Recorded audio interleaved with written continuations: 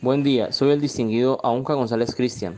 Hoy conmigo un grupo de personas, miembros del Cuerpo de Custodia y Vigilancia, haciendo curso para ascenso de inspector.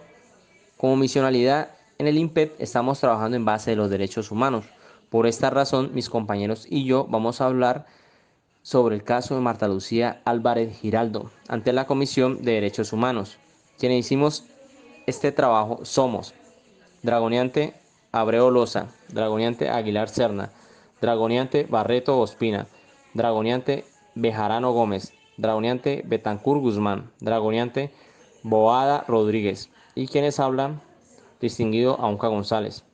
Entonces empezaremos a hablar sobre el respectivo caso.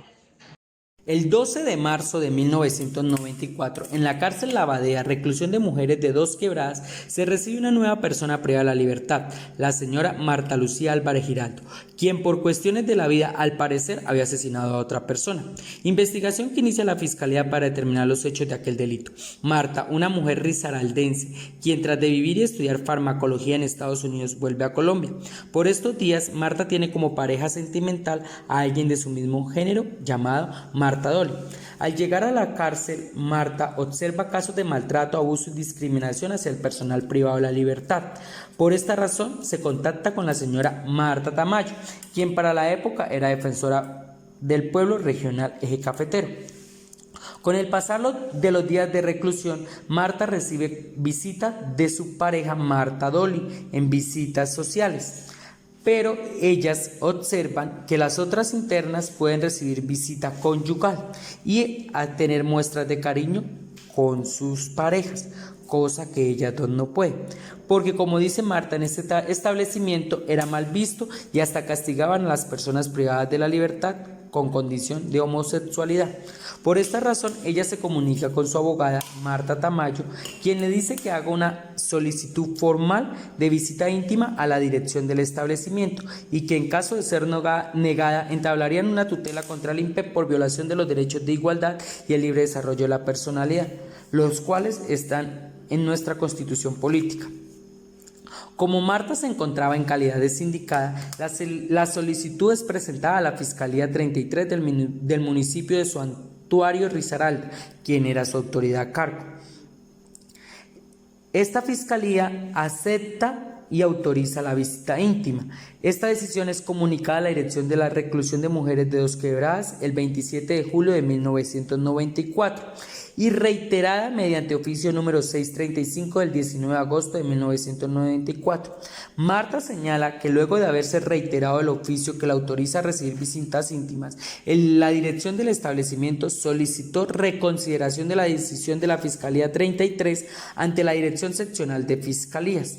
Y al día siguiente, el director del reclusorio solicitó al juez promiscuo del circuito de Santuario autorización para trasladar a la privada de la libertad Marta a otra reclusión. El 20 de octubre de 1994, en vista de que la petición de visita íntima no había sido resuelta aún por el director de reclusión de mujeres, la Defensoría del Pueblo Regional Pereira le solicitó información sobre el trámite. Como resultado se respondió que la petición había sido remitida a la Dirección Regional del Instituto Nacional Penitenciario y Carcelario. En respuesta, la Defensoría del Pueblo Regional Pereira interpuso una acción de tutela en favor de la privada de la libertad Marta. En el Juzgado Penal Municipal de Dos Quebradas hizo lugar a la acción en lo pertinente al derecho de la reclusa, a que se tomara una decisión relativa a la petición. Consecuentemente, se ordenó a la Dirección de la Reclusión de Mujeres de Pereira que se pronunciara sobre la solicitud de la peticionaria. En fecha 7 de febrero de 1995, la directora del Centro de Reclusión se pronunció sobre la petición negando la visita íntima con base en la orientación sexual de la reclusa. Su abogada, como defensora del pueblo, apeló la decisión dictada por el juzgado de primera instancia, la cual fue confirmada el 13 de junio de 1995 por el juzgado penal del circuito de Santa Rosa de Cabal. Finalmente, el 22 de mayo de 1995, la Corte Constitucional se abstuvo de revisar el fallo de tutela.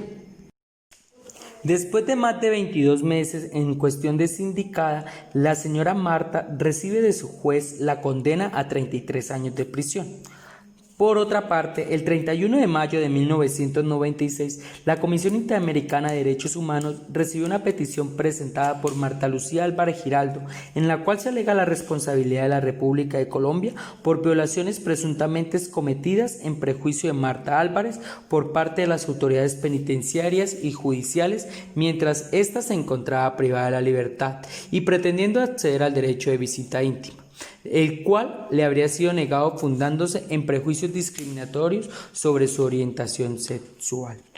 El 4 de mayo de 1999, la Comisión aprobó el informe número 7199, en donde, sin prejuzgar sobre el fondo del asunto, decidió continuar con el análisis de fondo sobre los reclamos presentados bajo los artículos 5. Integridad personal. 11. Derecho de protección a la honra y a la dignidad. 24. Igualdad ante la ley de la Convención Interamericana sobre Derechos Humanos.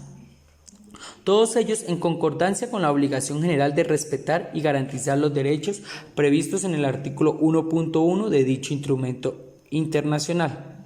En perjuicio de Marta Álvarez. En ese momento, la Comisión Interamericana de Derechos Humanos decide, primero, declarar admisible el caso de Marta.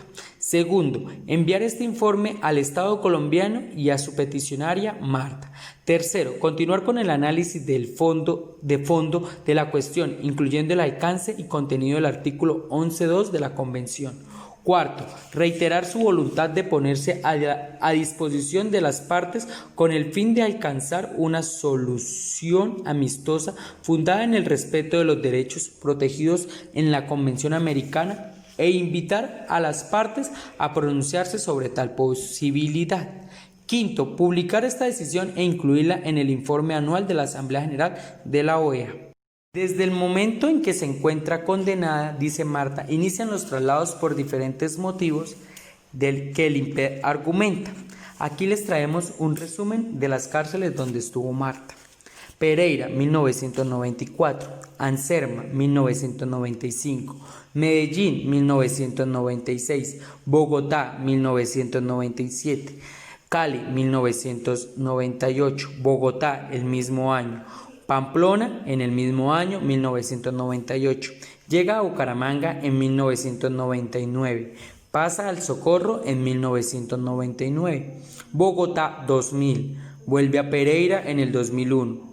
Sale para Sevilla en el mismo año. Armenia 2002.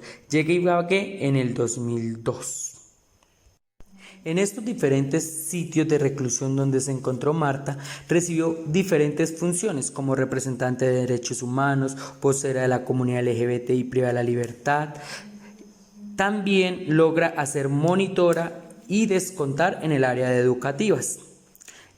A su vez, en estos sitios, Marta logra tener diferentes parejas sentimentales.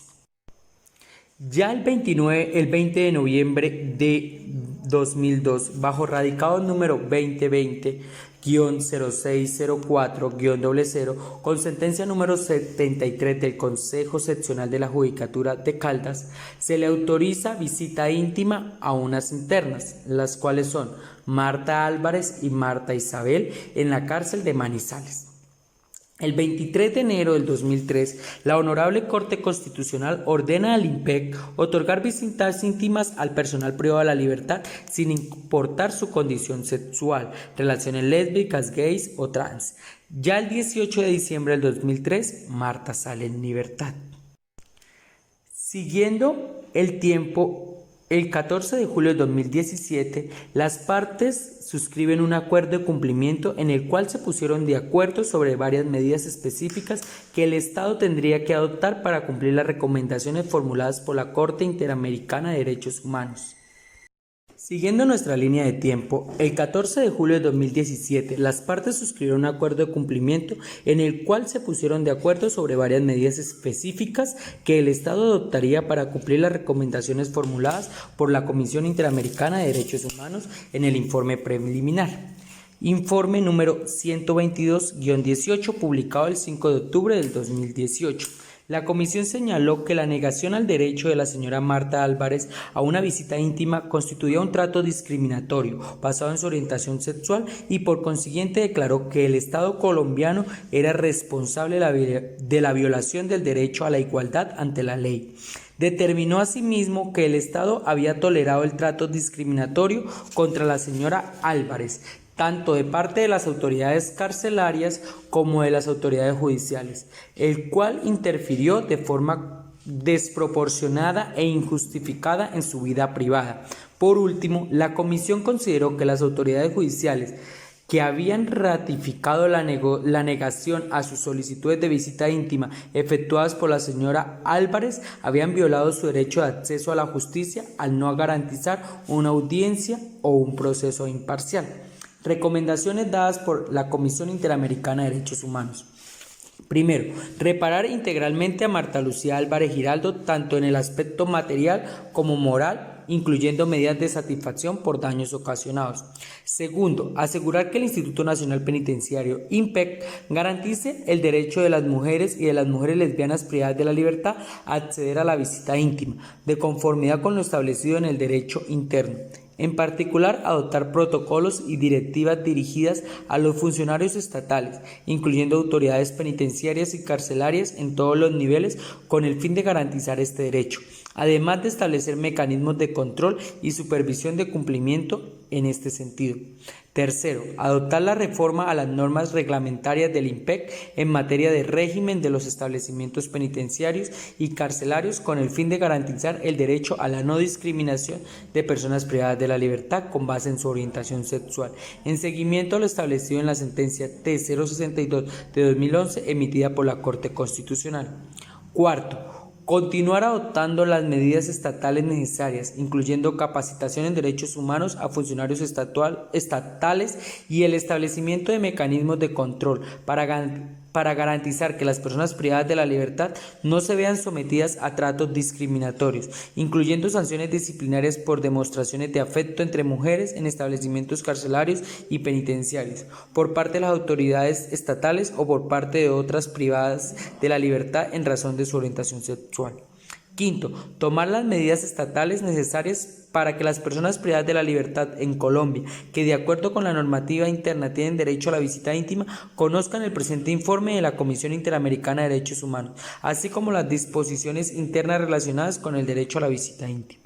¿Por qué se admitió el caso en la Comisión Interamericana? El caso es admitido ante la Comisión Interamericana porque después de recibir la petición, revisarla y hacer el estudio, comprueba que Marta Álvarez agotó todas las instancias y recursos internos judiciales y constitucionales con los que cuenta el Estado colombiano. Para este caso en concreto, en el momento en que la Defensoría del Pueblo Regional Pereira interpuso una acción judicial de tutela a favor de ella. ¿Qué instrumentos, normas internacionales se desconocieron y qué derechos se violaron en este caso? En virtud de las consideraciones de hecho y derecho expuestas en el presente informe, la Comisión Interamericana concluye que el Estado de Colombia violó, en perjuicio de Marta Lucía Álvarez Giraldo, los derechos consagrados en los artículos 5.1, 11.2, 8.1, 24 y 25.1 de la Convención Americana en relación con las obligaciones estatales consagradas en los artículos 1.1 y 2 del mismo instrumento. El Estado colombiano reconoce con su responsabilidad internacional por las violaciones a los derechos a la integridad personal en el artículo 5.1, a la honra y dignidad en el artículo 11.2, a las garantías judiciales en el artículo 8.1, a la igualdad ante la ley en el artículo 24 y a la protección judicial en el artículo 25.1 de la Convención Americana de Derechos Humanos en relación con las obligaciones generales establecidas en los artículos 1.1 y 2 del mismo instrumento, derivadas de los derechos anteriormente señalados, en perjuicio de la señora Marta Lucía. De acuerdo con los hechos probados, ¿cuál es el marco de la legalidad e ilegalidad de las actuaciones del personal del Cuerpo de Custodia y Vigilancia y de las directivas del centro carcelario, y cuál es el debido actuar para el caso concreto. Inicialmente, el marco de legalidad, según la Ley 65 de 1993, Código Penitenciario vigente en ese momento, no se podría autorizar la visita íntima solicitada por la interna Marta Lucía Álvarez, argumentando que los derechos a la dignidad y al libre desarrollo de la personalidad tienen como limitantes el no afectar los derechos de los demás, que las prácticas sexuales se autorizan de acuerdo a la ley sin vulnerar la seguridad del establecimiento ni los derechos de los demás internos. Además, que la visita íntima entre personas del mismo género no estaba reglamentada. Cabe resaltar que las actuaciones de las directivas del centro carcelario son permitidas y hasta tanto no se reglamente en el Código Penitenciario y Carcelario no podrán ser concebidas por la interna. Cabe resaltar que existe un marco de ilegalidad donde deja sin efecto el principio de supremacía constitucional, donde se está vulnerando los derechos fundamentales de la Constitución Política Colombiana de 1991, además de ser evidente que las normas constitucionales ocupan sin discusión el primer lugar entre la jerarquía del ordenamiento jurídico. En este caso se debió garantizar los derechos fundamentales contemplados en la Constitución, artículo 13, igualdad, artículo 16, libre desarrollo de la personalidad, artículo 21, derecho a la honra, artículo 22, la integridad personal, de igual forma los artículos 5, 11 y 24 de la Convención Americana. Asimismo, las directivas del centro carcelario debieron permitir la visita íntima a la interna por el primer pronunciamiento que dio la Fiscalía 33 de Santuario, que era el despacho judicial que adelantaba en ese momento la investigación y emitió la autorización correspondiente a la reclusión de mujeres Dos Quebradas mediante el oficio número 635 del 19 de agosto de 1994. El debido actuar de la legislación colombiana debió permitir la visita íntima a la reclusa haciéndoles indiferente su orientación sexual, pero las autoridades penitenciarias incurrieron en un trato discriminatorio y violatorio de la Comisión Americana sobre los Derechos Humanos. ¿Qué acuerdo se dio entre el Estado y la víctima y qué recomendaciones hizo la comisión en este caso? Entre el Estado colombiano y la víctima firmaron un contrato de transacción. 1. La reparación material e inmaterial a Marta Lucía Álvarez, por la cual se firmó un acuerdo de 100 salarios mínimos legales vigentes, los cuales el IMPEC pagaría a la víctima.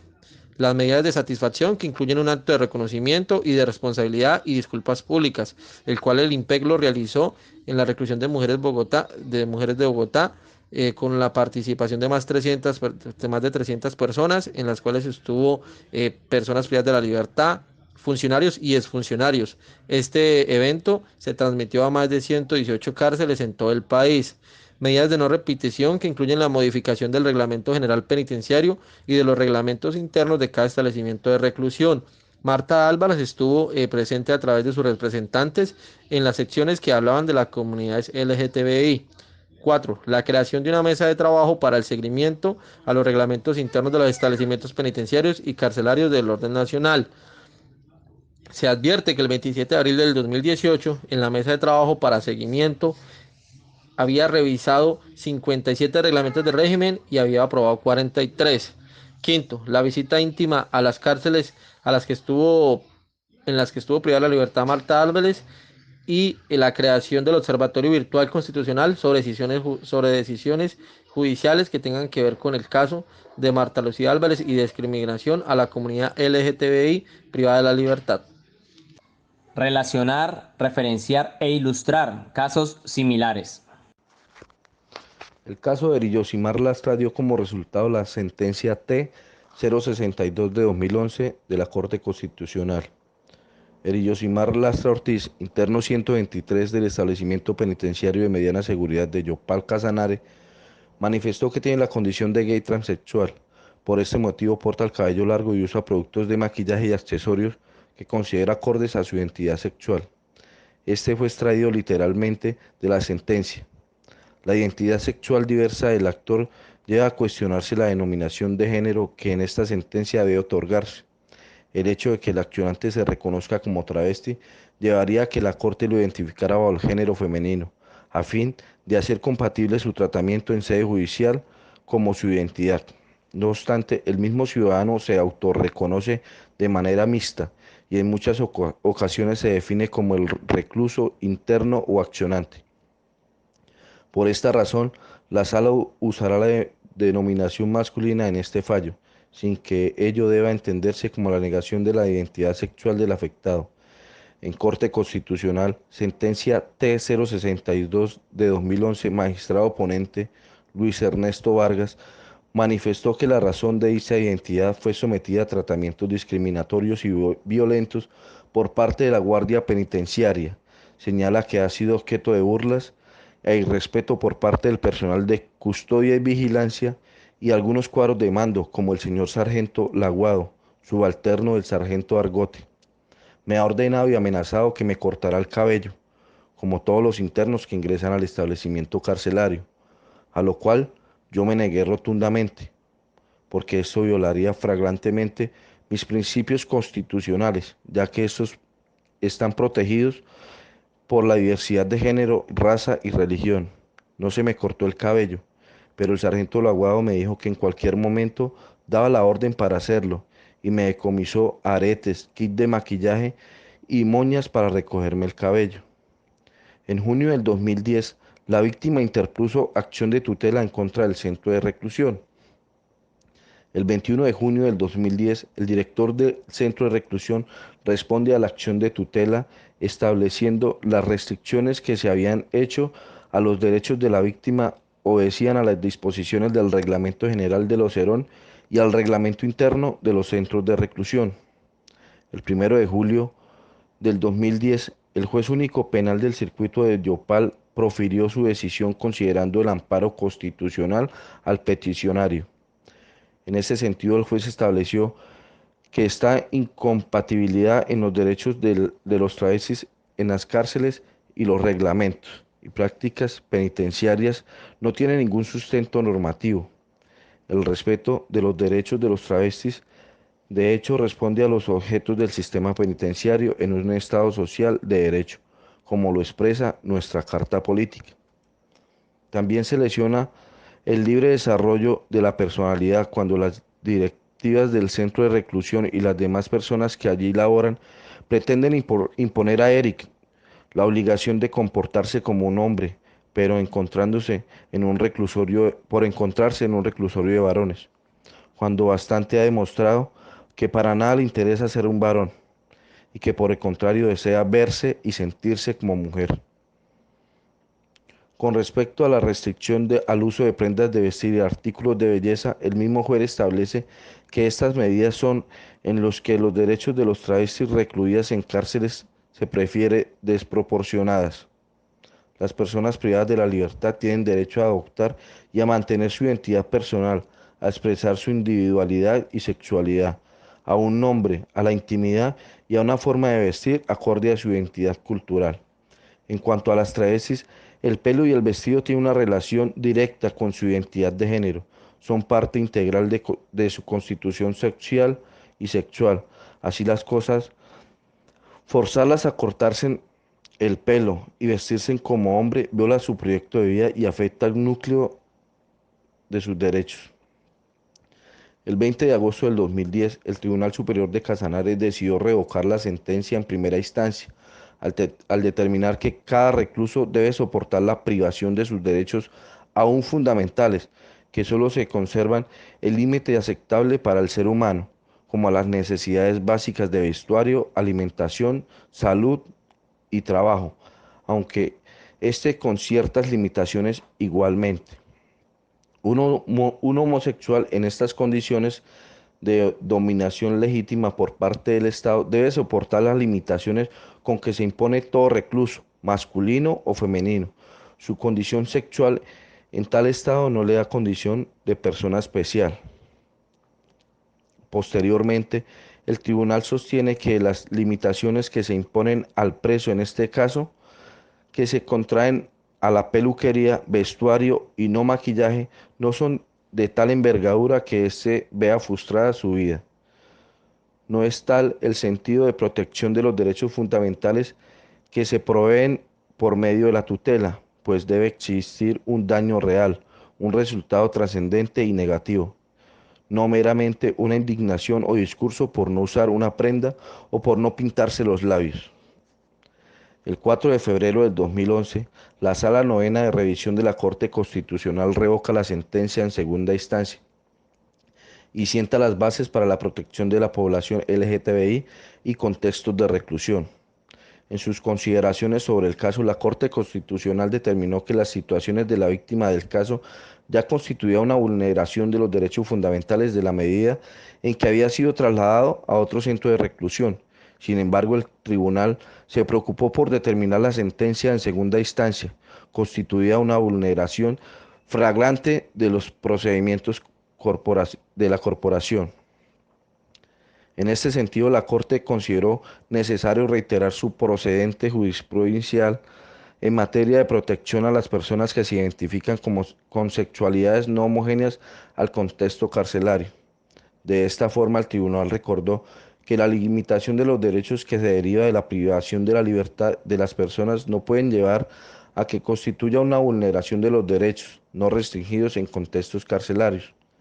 Es por esto que las restricciones de derechos de las personas privadas de la libertad no pueden llegar a que se desconozca la prohibición constitucional y discriminación de la razón de su identidad sexual, que se afecta el derecho fundamental y el principio constitucional de la dignidad humana, el cual conlleva la facultad del sujeto de adoptar la identidad sexual y ejercer comportamientos y actividades derivados de la misma. En este sentido, la Corte Constitucional recordó que toda limitación de derechos fundamentales en contexto carcelario será constitucional siempre y cuando puedan superar un test de proporcionalidad. Para el contexto de restricción de la libertad, en el test incluyen, primero, que las medidas adoptadas no pueden tener un grado de intensidad que implique la afectación del núcleo esencial de derechos diferentes a la libertad de locomoción y la libertad personal. Segundo, que la medida tenga como propósito cumplir una finalidad constitucionalmente legítima, esto es, intrínseca y comprobadamente relacionadas con objetivos legítimos de la sanción penal. 3. Que la medida sea idónea para cumplir el objetivo. Al respecto, la Corte recuerda que las limitaciones de los derechos fundamentales de las personas privadas de la libertad deben ser las mínimas necesarias para garantizar la seguridad de las personas puestas bajo custodia del Estado. En este sentido, el tribunal reitera que si bien es cierto, la condición de prisionero determina una drástica limitación de los derechos fundamentales, dichas limitaciones deben ser la mínima necesaria para lograr el fin propuesto. Toda limitación adicional debe ser entendida como un exceso y por lo tanto como una violación de tales derechos. La órbita de los derechos del preso cuya limitación resulta innecesaria en tal digna de respeto y protección constitucional es tan fuerte y efectiva como cualquier persona no sometida a las condiciones carcelarias. Los derechos no limitados del sindicado o del condenado son derechos que en sentido pleno del término y esto son derechos dotados de poder para demandar del Estado su protección. El respeto es válido preguntar por la forma en la que los funcionarios encargados de la administración de centros de reclusión deben interpretar y aplicar derechos a las personas privadas de la libertad. En este sentido, la jurisprudencia colombiana ha sido enfática en reconocer que en un ser esencial de las autoridades penitenciarias, garantizar la disciplina, seguridad y salubridad de los centros de reclusión. Ya pudimos contarle lo referente a este caso. Como conclusión, podemos decir que en nuestro instituto aprendimos del error. Por eso en estos momentos nos encontramos enfocados en el respeto de los derechos humanos para todas las personas privadas de la libertad. Además vemos cómo el enfoque diferencial es el tema de estos días. Por eso nuestro instituto ha tomado la tarea de capacitar al personal de guardia y así que no se vuelvan a vulnerar estos derechos. Muchas gracias.